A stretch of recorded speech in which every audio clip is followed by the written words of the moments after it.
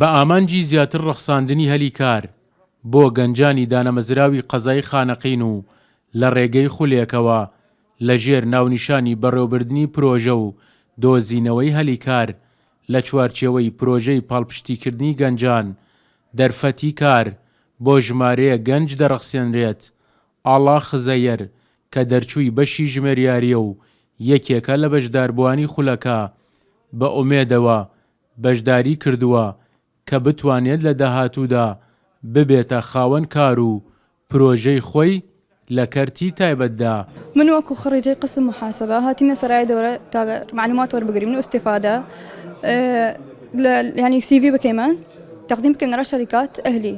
وإلى دوائر حكومي تعيينات نية صالته كردم وإن شاء الله يعني كاردي نمو توانم کاری جوان بدۆزمەوە کە دیمەوەی لەناو دەورەگا استفادە لێ کردم من ئەو کارە ڕەسی پێم بتوێنم کاریرا خۆم بدوێنمەوە لەبان سوشیال میدیا و کارەکەم وە ڕێکوپێکی فرە جوان بۆ مەیسەر دڵنیا بە من بتوانم بمە خاوەن داهاتێک بۆ خۆم و بتوانم بژێوی خۆم بە جوانی بمەڕێەوە. ماوەی چەند ساڵێکە بەهۆی بوونی قەیرانی دارایی و نەبوونی دامەزراندن لە کەرتی گشتی ڕێژەی بێکاری ڕووی لە زیادبوون کردووە بە تایبەتیش لە ناو گەنجاندا. پسپۆرێکی بواری کارگێڕی و ئابووری دەڵێت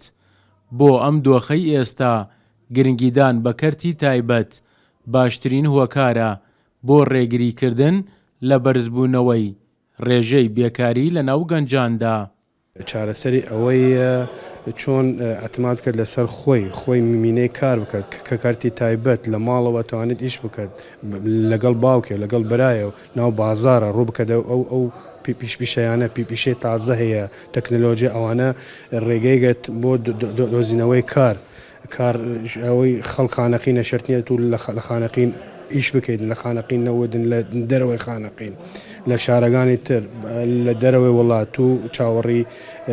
کارتی حکومی بکەیت و گشتی بکەیدن ئەوە حەل نییە بۆ گەنج. گرنگیدان بە تواناکانی گەنجان و دۆزینەوەی هەلی کار لە ڕێگەی پرۆژەی بەڕێوەبردننی کار و دۆزینەوەی کار لە ئەولەوێتی پرۆژەی توانای گەنجانە کە مەڵبەندی خانەقینی یەکێتی نیشتیمانی کوردستان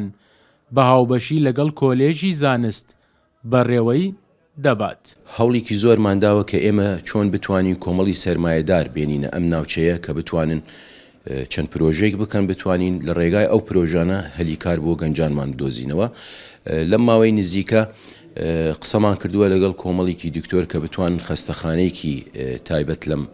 شارە دروست بکەن کە لە ڕێگای ئەو خەستەخانە بتوانین کۆمەڵی گەنج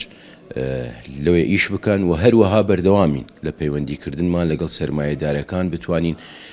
تەشجیعیان بکەین کە ڕوو بکەنە ناوچەکەمان. لە ڕێگەی پرۆژەی گرنگیدان بە تواناکانی گەنجان بە ئامانجی دۆزینەوەی هەلی کار لە کەرتی تایبەت لە بوارەکانی کار و کارگێڕی و ژمێریاری و کۆمپیوتەر توانراوە دەرفەتی کار بۆ زیاتر لە 25 گەنجی قەزای خانەقین بدۆزرێتەوە. ئەمەش بە ئامانجی کەمبوونەوەی ڕێژەی بێکاری لە ناو گەنجاندا کە لە ئێستادا 40% تێپەڕاندووە. سەرکەوت ئەحمەد، کورسات نیوز، خانەقین.